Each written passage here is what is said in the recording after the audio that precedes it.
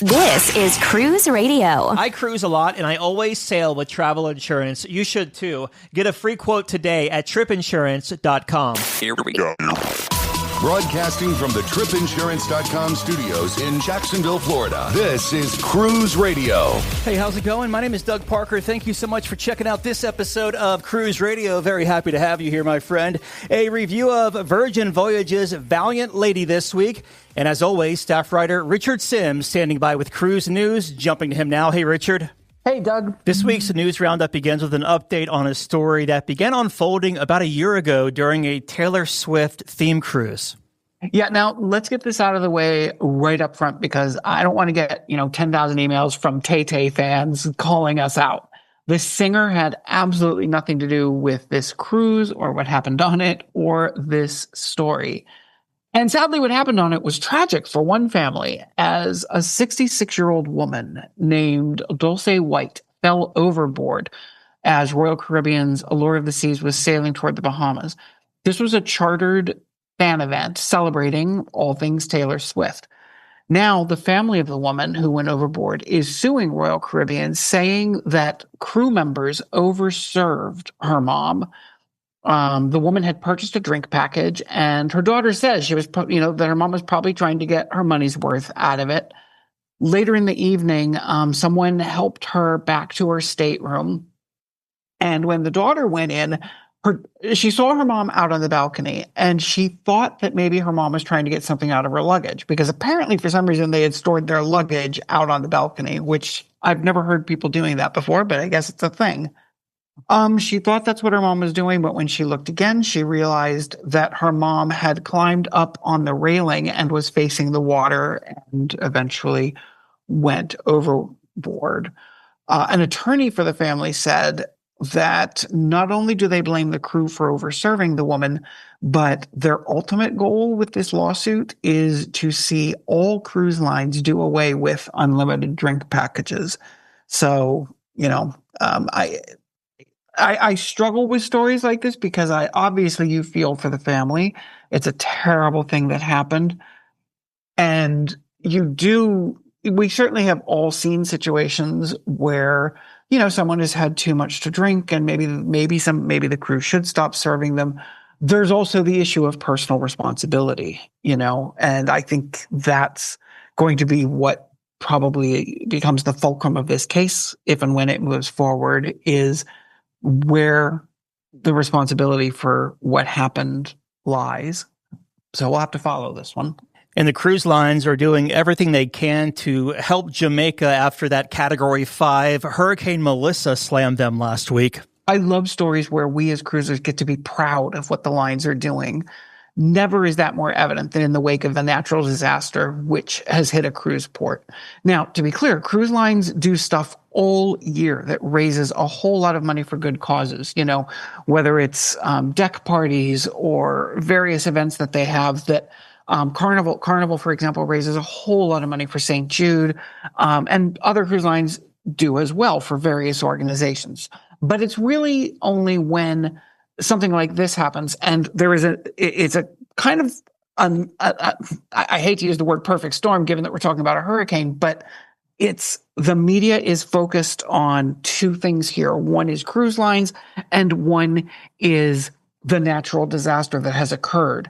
And when you put those two together, that gets a lot of attention. So, you may not realize that cruise lines do good all year, but they do.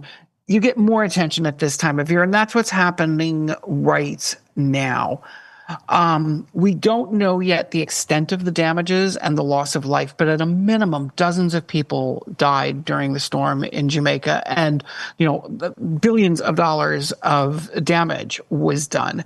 And now the cruise lines are stepping up to help. For example, Carnival Corporation has pledged $1 million donation, with the money going to Direct Relief, which is a humanitarian group that sends medical supplies and health aid to areas in need. Disney and Royal Caribbean have also made $1 million pledges. Several lines are using their ships to deliver humanitarian aid and supplies, including Royal Caribbean's Rhapsody of the Seas and the Carnival Horizon. Norwegian has donated $50,000 to the Red Cross and promised to match donations from employees and guests up to an additional $50,000. They're doing a lot for the stricken island. Now, obviously, the lines have a vested interest in helping the ports get back on their feet, given that around 1.5 million cruise passengers visited Jamaica last year. But even someone like me, who is wildly cynical, has to look at the way they're stepping up and say, bravo. Meanwhile, the Port of Jamaica is hoping to reopen to guests by the middle of December. And, given that this hurricane happened just before Halloween at the end of October, that is incredibly ambitious. But they also have much like the cruise lines have a reason to help, Jamaica, makes a lot of money off tourism. So the quicker they can get up and running, even if everything is not fully functional, the quicker they can welcome tourists back and the quicker they can get those tourism dollars flowing into the economy, which will, of course, help with their recovery moving forward. And a couple is suing Carnival Cruise Line thanks to some unwanted guests crashing their vacation. Is it just a coincidence that as this story comes out, Carnival Horizon is heading to Jamaica to help? Because it happens that this lawsuit, which was just announced, is on the Carnival Horizon. And I will admit this story skeeves me out because it's a huge fear of mine. But a couple says that several days into their February sailing on Carnival Horizon, they discovered that their stateroom had, I can't even say the word, bed bugs. The guests in question say they notified the crew, but weren't moved to a new stateroom, which is, sort of what you would expect under the circumstances. We don't know, the ship could have been sailing at full capacity. There may not have been anywhere to move them. These guests also claim that they saw crew members fumigating other nearby staterooms, which to them, they say in their lawsuit, sort of indicated that this was an ongoing problem and that Carnival was aware of it. So they're basically suing for not handling the situation properly. Like other cruise lines, Carnival has a pretty strict policy regarding bed bugs and how rooms are treated after they're discovered. But no word on, when or where this will continue. But of course, if there's an update, we will let you know. And one of your favorite cruise ships is sailing right here from Jacksonville now. That's right. And it's not just one of my favorite ships. It might be my all-time favorite. The Norwegian Gem was actually my very first ship. I was doing an overnight cruise to nowhere. Remember when they used to do those? For several years, she sailed out of New York City, so I had many chances to explore everything that ship has to offer. And it's a smaller ship. I guess it would be considered mid-size, but it's just a wonderful, wonderful ship. And I'm so jealous that I'm not down there. In fact, I have actually thought about jumping on a plane and flying down to your neck of the woods to jump on board. I'm very tempted. The ship just did her first sailing out of Jacksonville at the beginning of November, and she's going to be home porting there through April. She'll do the same November through April schedule in 2027 as well. And this is a big deal because, to the best of my knowledge, this is the first time that Norwegian has a ship home porting in Jacksonville for seasonal sailings. And Disney Cruise Line has fired an employee at their private island, Castaway Cay. Yeah, it looks as if Disney has fired Gersel Sabias, and I'm probably butchering that name. He's the 65-year-old former director of Castaway Cay. It's alleged by a 29-year-old woman that after he invited her to join him for a swim, and it's a little unclear, there are various reports on whether he invited her for a swim or he approached her when she was already swimming. I've seen several reports going both ways, but what is not questioned is that he sexually assaulted her. He groped her repeatedly, despite her, telling him to stop repeatedly. Upon returning to Florida, she filed a report and the man was arrested by the Bahamian authorities. He was charged with rape and indecent assault charges, and he was released on $15,000 bond. The British Navy, he's a British native, and he was allowed to return to the UK on the condition that he return for the next hearing, and the next hearing will be in January. So, not a pleasant story. And finally, Richard, you have a correction. Yes, I do. If there's one thing you and I are both very big on, it's owning our mistakes. So one of the stories during last week's show involved a woman who was left behind on Lizard Island in Australia and died as a result.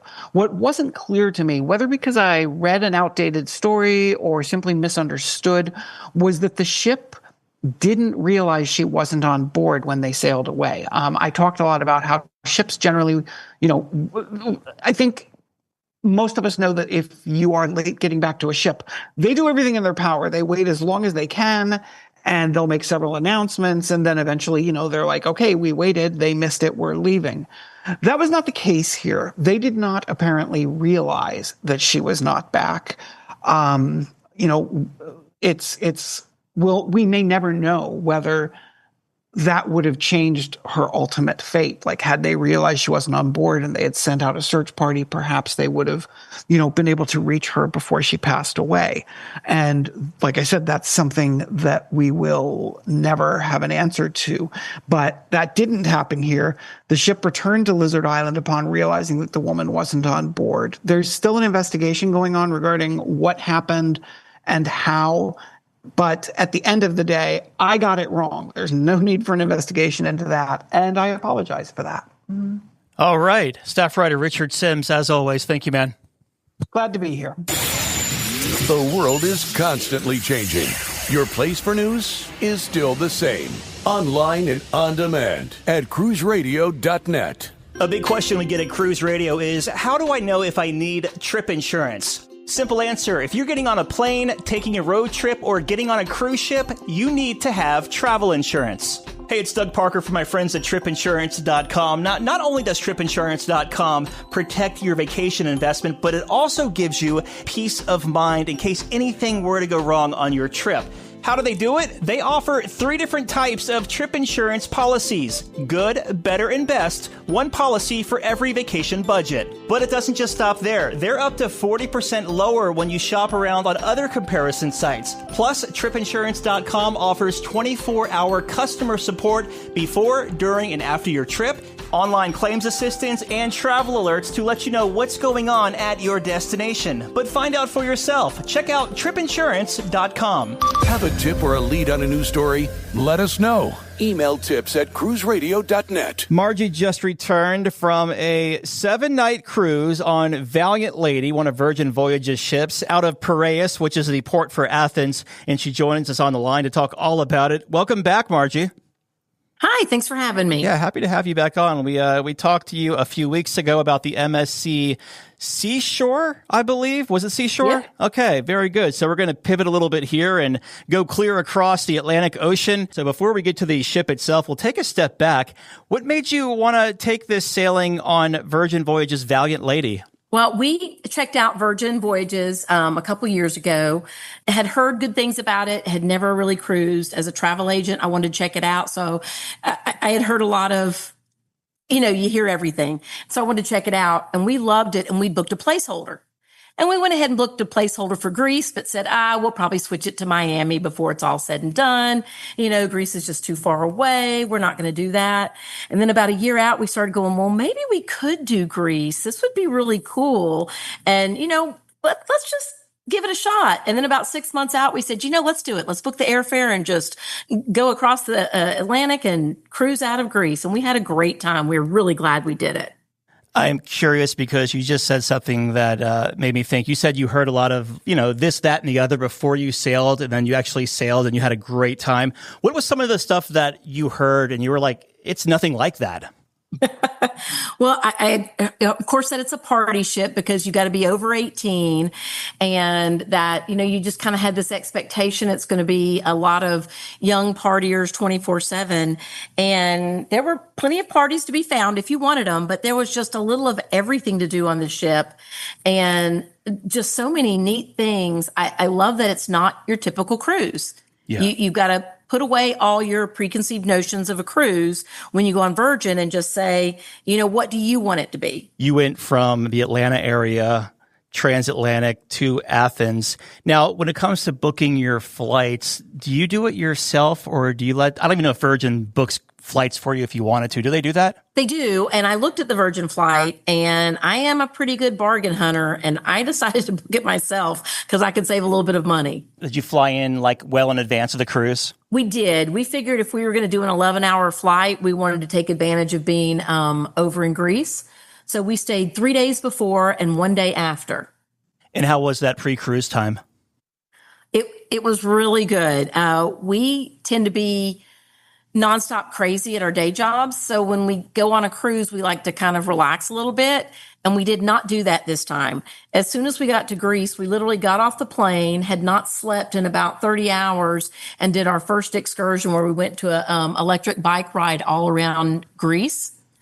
So we threw out rest. We figured we'd have time for that later. So we did 3 tours the 3 days before. Just a lot of fun. Did a boat tour, which was kind of silly since we were about to get on a boat, but loved it. That was one of our favorites, hitting some of the smaller islands around Greece. And then we went and did a tour of the Poseidon's temple. And we did that at sunset, which was absolutely spectacular. A question I get a lot about booking excursions before your cruise or after your cruise that are not with the cruise line is how do you go by doing it to make sure that you're not getting, I guess, scammed? Do you use one of the big companies like Viator or Shore Excursions Group? We do. We almost always use Viator, and I have just had such amazing good luck with Viator that even when I'm on a cruise now, I will at least check Viator and check the cruise and see which way I want to go. Of the cruises that we did on this trip, every one of them was booked through Viator. And one I would say was a 9 out of 10. The rest I would say were all 10 out of 10s. Absolutely nice. Fabulous. Since you leave out of Piraeus, which is the historic port for Athens there, how long would you say that Athens to Piraeus, how long of a ride is that? From Athens to Piraeus is about an hour. But we actually stayed our last night at a hotel that was a little closer to the port. So it was only about 30 minutes for us the next morning. We stayed over on the shore at Isla Brown, Corinthia. And so you make your way to the cruise port to board Valiant Lady. How was the embarkation process, and how much does it differ from, your last sailing where you boarded out of Port Canaveral? Canaveral is a very well-oiled machine. We weren't sure what to expect in Athens, in Piraeus. So we just had an Uber take us to the port, and he missed the entrance. So he had to circle back around and dropped us off. There were a lot of people there, but once we got in, they had a little terminal. Everybody could sit down and wait. Now, we had booked a Touch of Romance package, which gave us early boarding. And so we went in, sat down at the terminal, and we were there probably 30 minutes. And they said, if you're priority boarding, because also if you're in a Rockstar cabin, we were not this time, but they were calling for the Rockstar cabins. If you have priority boarding, you can get in line now. We got in that line, and we were on the ship probably in less than 15 minutes. I like how you said we were not this time. So I've taken you were rock stars before. We were. Nice. That's awesome. Yeah, a lot of good perks with that one. Okay, oh, so yes. You make your way on board Valiant Lady here. Now, all these ships are basically cookie cutter from each other, with Brilliant Lady having a couple of slight differences, but the first three are pretty much all the same. And since you've boarded before, what stuck out to you this time around? It seemed honestly like the same ship. We wouldn't have, if I hadn't been looking for differences. I mean, it felt very comfortable. You knew where everything was. It felt like we knew our way around, even though it was the first time ever being on that ship. You make your way to your stateroom for this 7-night cruise. What kind of stateroom did you book, and what did you think of it throughout your voyage? We booked a sea terrace, which is a balcony, and it was great. We were a little spoiled because the last time we cruised on Virgin, we did get the Rockstar cabin, and it's a little bit bigger and a little bit bigger shower, but this one was plenty big, lots of space. We felt there was plenty of room to unpack everything, and we were going to be gone. Although the cruise was 7 nights, we were actually gone for 11 days. So we had 2 big suitcases and still had plenty of room to unpack everything. Love having the hammock out on the balcony. That's just so relaxing. That's one of their trademarks that we really enjoy. I saw where they have those hammocks for sale in the gift shop. I didn't realize that until I sailed a few weeks ago. We don't want to put it up in our house I know for a fact that I would never, ever use it. But when you're on a ship and relaxing, it's nice just to go out there. And sometimes I would sit in the chair, put my feet up on the table and get some work done. And sometimes I'd just sit in that hammock and maybe pull up a book and read. What are your thoughts of the technology in the stateroom, like the tablet? I really liked it. I liked the technology. Probably didn't use anywhere near all the functions that it had. But one thing I do like about, it's not necessarily the tablet, but with Virgin, they must have had 300 movies available to watch. And so many of your cruise lines will nickel and dime you to death on the movies. And every time you want to watch a movie, there's another fee. And it's like, ugh. And so often I would catch myself just sitting there scrolling through the movies and go, oh, I always wanted to see that. Let's just watch that tonight. And so we watched several movies. I found Elvis, the movie in there. It was my first time watching it all the way through, and a good movie. But it was Great movie, yeah. I think it was MSC the last time I tried to get a movie on a ship just to kind of go to fall asleep to, and it was like $14.95 or something like that. So yeah, you're right. It was good to see movies included, and especially hundreds of them at that. Let's talk about the food on board Virgin Voyages Valiant Lady here. And as we were discussing on the show a few weeks back, we talked about the galley, which is their quote unquote, well, they don't call it a buffet, but equivalent to a buffet on other cruise ships. What are your thoughts of the galley? And also, did it ever feel too crowded to you? I love the galley because you've got so many different ways that you can order. Lots of times I like to just go up there and, we'll grab a seat and someone will come and take your order. So you don't have to stand in line like you would at a regular buffet. You can have a drink brought to you. You can have something brought to you from 3 different food stations. But if you're in a hurry, you can also just run up and grab something to go. We never had trouble finding a chair. I think in the middle of lunch, like maybe right at 12 o'clock, it's a little crowded, but you can still go out the back and there's a little area outside that always had seats available. And then outside of the galley, all of the restaurants are included with the price of your cruise fare on Virgin Voyages. So let's hit some of those restaurants that you dined throughout the 7 nights, and we'll let you start at the one you enjoyed the most, then work out from there. I love all the dining on Virgin. It's amazing because so often we'll have to pay extra for the specialty, and kind of all of theirs are specialty. We really like the wake. We are steak people. Love the steak.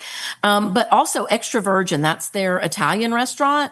Just so many incredible options that, you can't go wrong. And just so much variety, and I'm a very, very picky eater.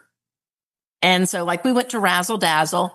That was a little more exotic menu. My husband loved it, thought it was great, but I still found plenty of stuff that I could eat, even though I'm picky. I did Gumbe, which is kind of a unique restaurant where they sit you with strangers to enjoy your meal, where they're doing the Korean barbecue and cooking right there at your table.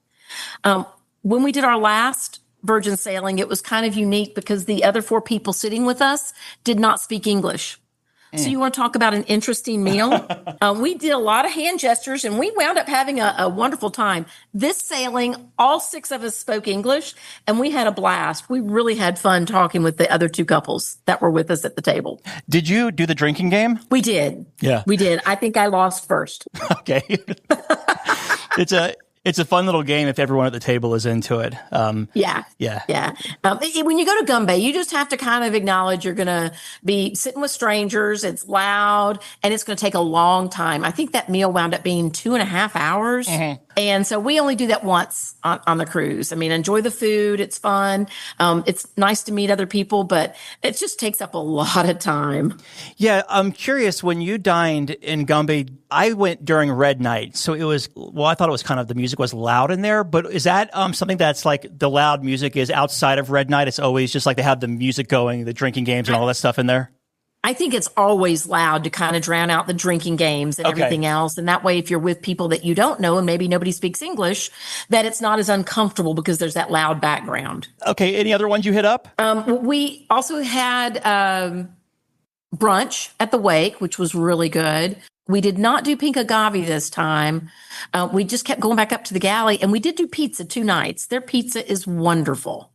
Yeah. It's made to order. Mm-hmm. It takes a while, but they've got a wonderful little seating area right outside. Enjoy the ocean breezes. Sit there. They'll give you one of those things that'll vibrate when it's ready. So we just grabbed a drink, ordered our pizza, sat out there, enjoyed the ocean, grabbed our pizza, and went up to the room and watched a movie.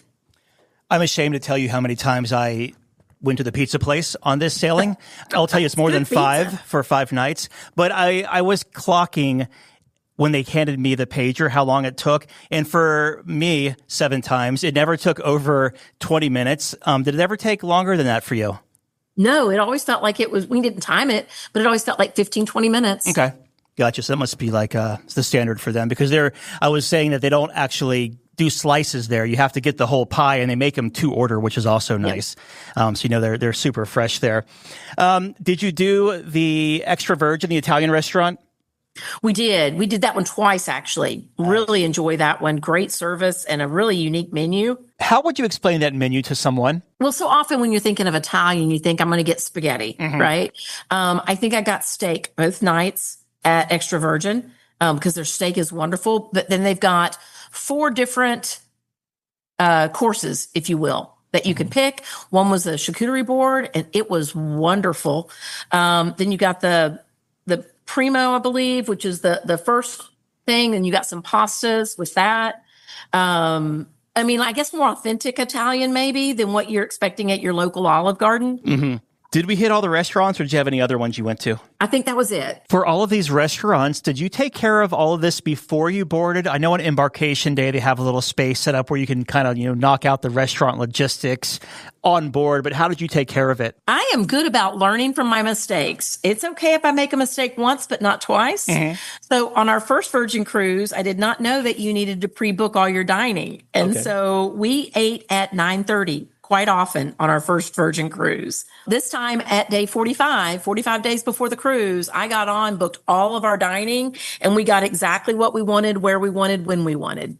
Let's shift gears here and talk about the entertainment. Did you catch any of the shows? We did. We caught 3 of the shows and then a lot of the just local entertainment.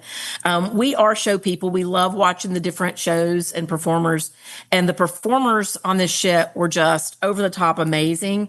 Such incredible talent, very unique shows. They're not your normal Broadway review, if you will. Mm-hmm.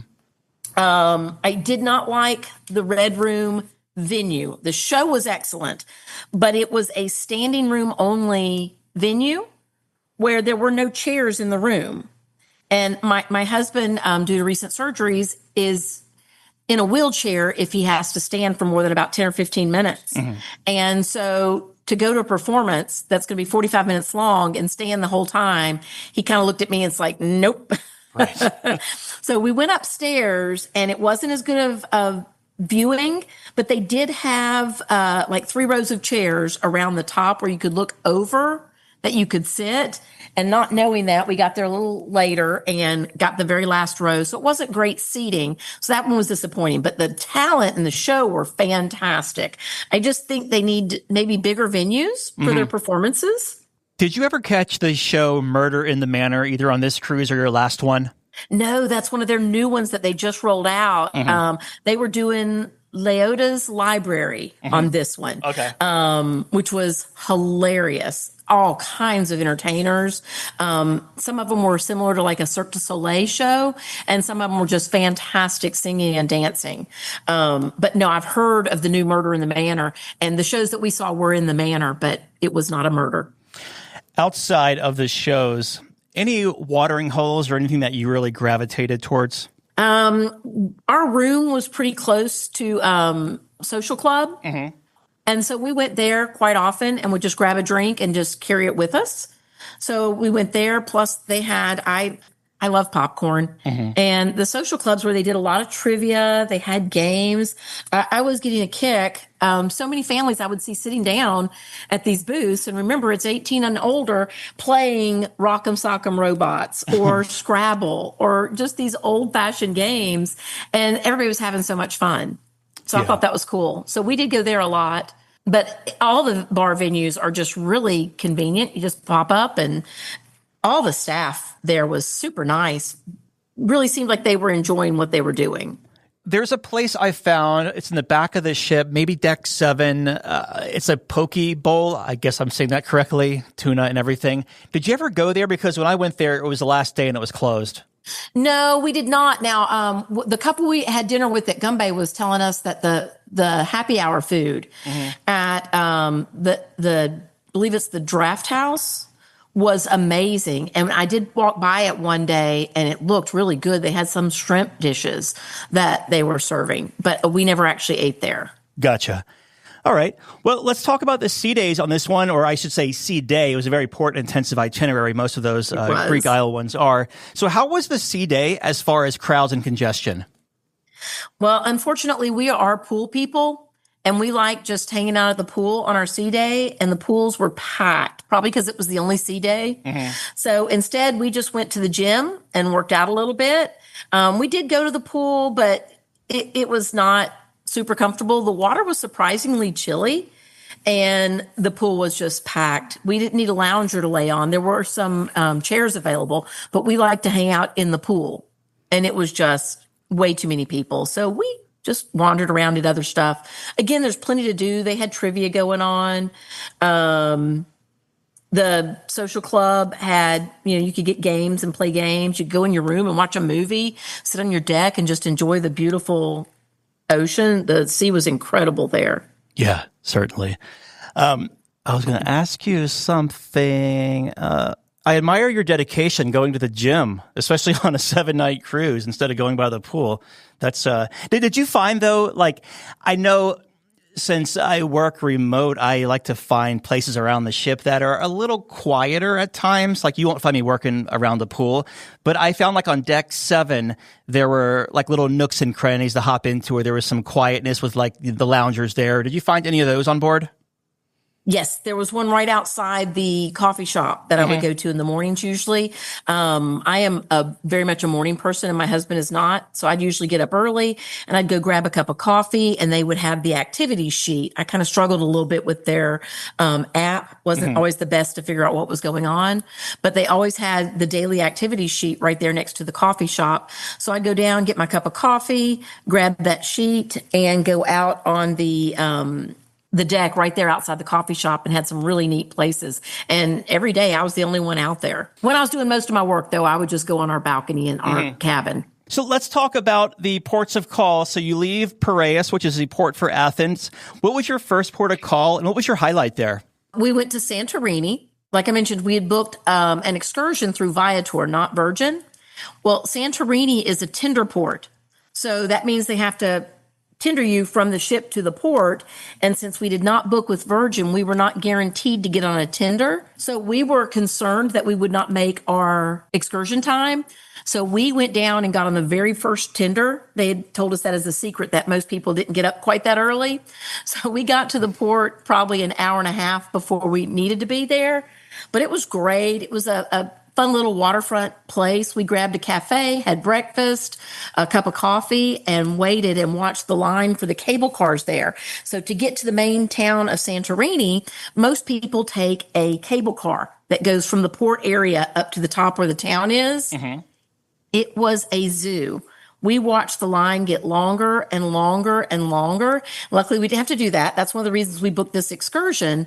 The guide met us there, and then we took a ferry over to another side of the island, and then an air-conditioned van took us up to the top where the cable car let off, and we got to see the main town of Santorini and all that through the excursion. Now, Santorini, you always see the photos on Instagram or Pinterest, whatnot. Is it as beautiful and picturesque, or is it just people everywhere? There were people everywhere. And it's funny, there's a couple of blue roofs, but not all the blue roofs that you see in every single picture of Santorini. But you don't see a lot of green spaces. It is building next to building, next to building, next to building. Yeah. And beautiful. Incredible structures, but a lot of buildings. Santorini recently added that cruise tax for visitors from June through the end of September. Were you charged that, or was that baked in? If we did, we didn't know about it. It would have just been added into our fare. Okay. So after Santorini, what was next? We went to Rhodes. And there we did, of course, you get off a cruise ship and get on a cruise ship. We did an all-day cruise. So a driver met us right outside the port where we docked and drove us around to a smaller marina. We got on a little boat that held about 30 passengers. Like I mentioned, we're pool people. Basically, this just dropped us off at various spots all around Rhodes. And we went swimming in the ocean, which was absolutely crystal clear and gorgeous. So you finally got that pool time in. Yes. We actually did that again at the next port, which was Bodrum, Turkey. We did almost the exact same thing. We wanted to see, again, my husband, after recent surgeries, is not going to be able to do a lot of walking around all these beautiful ancient towns. So we decided to see the towns from the ocean, cruising around them. And so we did another lazy day boat trip, and it was the same thing. They dropped us off in different areas and let us go swimming, and they kind of pointed out highlights from the ship. After Bodrum, what was up next? Well, we were supposed to go to Mykonos, the next stop. Probably early evening before we were going, I got an email from the excursion company that we'd booked with that said, we're so sorry, the winds are just too rough. We're not going to be able to do your excursion, so we're going to just refund your money.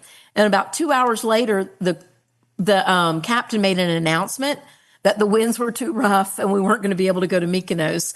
So instead, we went to Crete, and we went to the island of Crete, and that was going to be our overnight stay. We were supposed to be in Mykonos overnight. So the excursions desk opened up and anybody could book.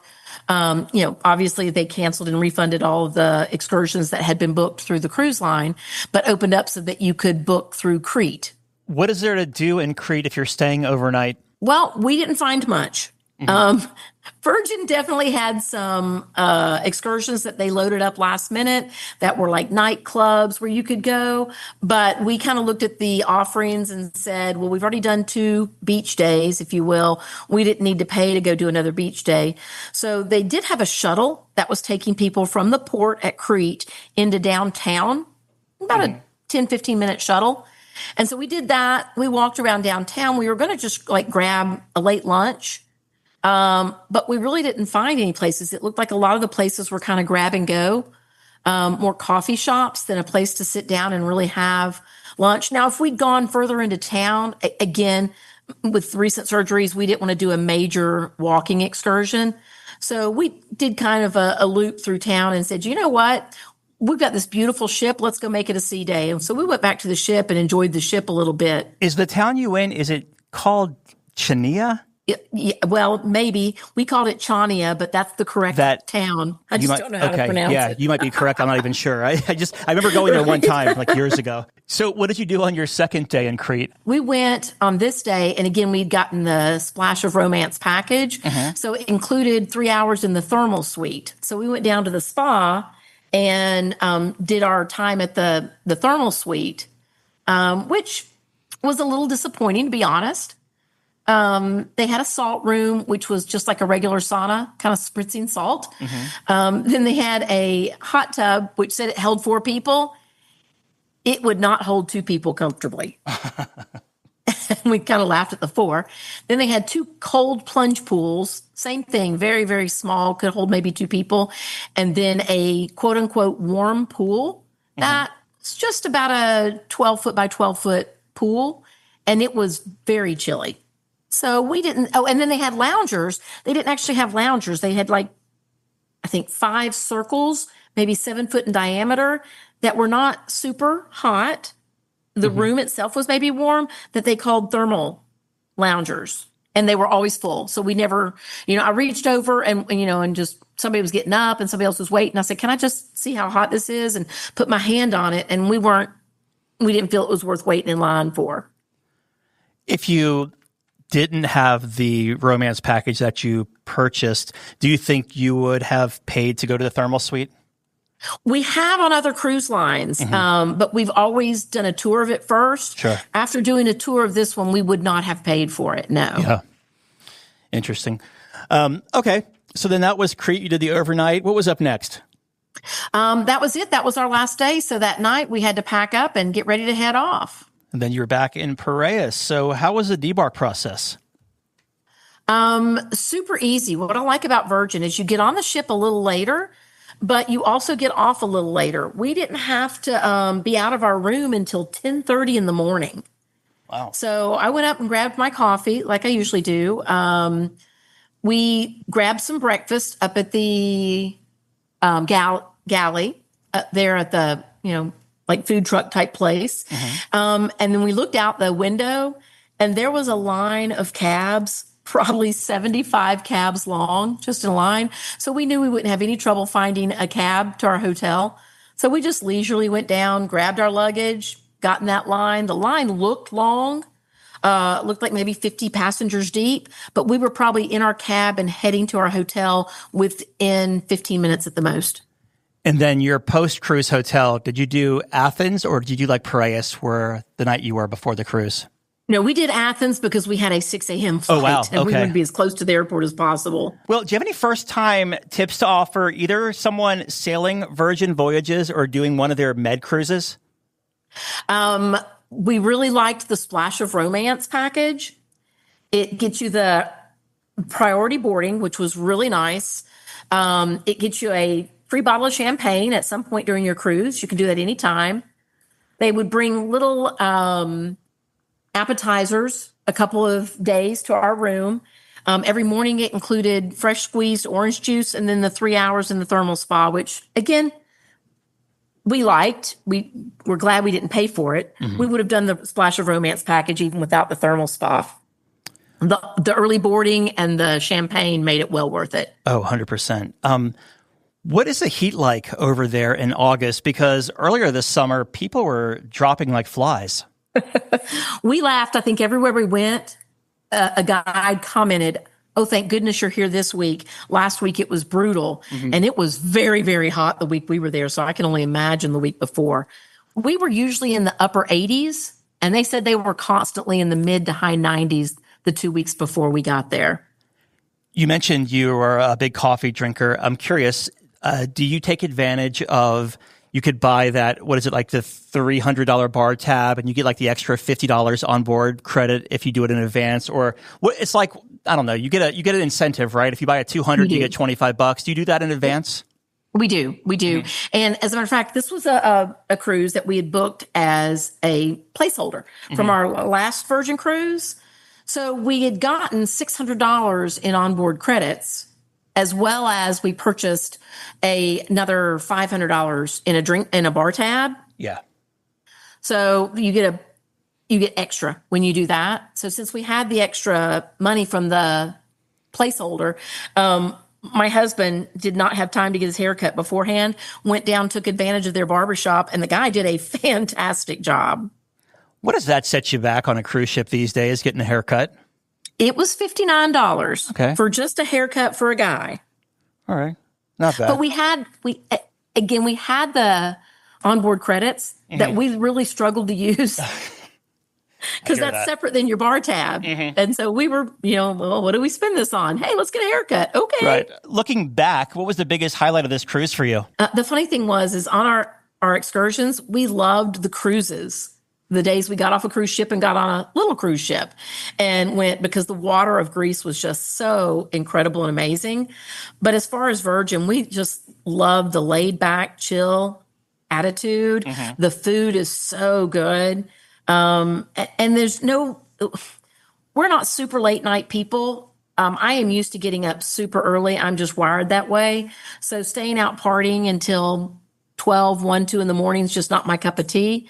So sometimes we'd check out. We would usually go to a show, maybe check out something that was going on that night, and then head back to the room, maybe grab late night pizza before we headed back to the room and watch a movie. So that's the nice thing I like about Virgin. If you want the party scene, there is plenty of partying going on. But if you want to just hang out and chill, that's perfectly fine too. There are so many little things, too, that I appreciate about Virgin, like just having the full room service menu right there on the tablet where you can just order everything right there from your bed. And I did order room service one day. It's amazing. First of all, it's not like most cruise ships where you can get a little continental breakfast. They will bring you a full cook-to-order breakfast. Yeah, steak, in too. Room service. It was awesome. So you mentioned it was an 11-hour flight getting from Atlanta to Athens. Is that a direct flight? Yes. Okay. And do you have any tips to overcome jet lag? It sounds like one tip would be just to power through it like you did. Well, that's why we did the tour the day we arrived. We figured if we went straight to the hotel, we would both crash and then we'd be messed up the rest of the trip. So we knew we got there about 11 o'clock in the morning and really didn't sleep on the plane. I just don't sleep well on a plane. So we had the bike tour that was 3 hours later, went straight to the bike tour, rode all around Greece. By the time we got back to the hotel, it was about 7 o'clock. We grabbed dinner, fell asleep, and then we were on Athens time the rest of the trip. So it really didn't hit us as bad as I was expecting it to. Great advice. In closing, final thoughts of Valiant Lady. We don't want to do Virgin every single cruise, but it's such a fun cruise and so unique that we really enjoy doing it about every other year. And I definitely recommend if anybody's hesitant to do Virgin to give it a shot. It's a wonderful cruise line. All right. We've been talking with Margie about her 7-night cruise on Virgin Voyages, Valiant Lady, over there out of Athens. Margie, as always, good talking to you. Thank you so much for coming on. Well, thanks for having me. I enjoyed it. All right, Dougie, let's see what we got for you, buddy. Cruise Radio is produced at the tripinsurance.com studios in Jacksonville, Florida. Get cruise news, ship reviews, and money-saving tips every Thursday on Cruise Radio. If you've enjoyed this episode, please subscribe to the show. If you want to help spread the word, give Cruise Radio a 5-star review. Find Cruise Radio where you listen to your favorite podcast or online at cruiseradio.net. I'm your announcer,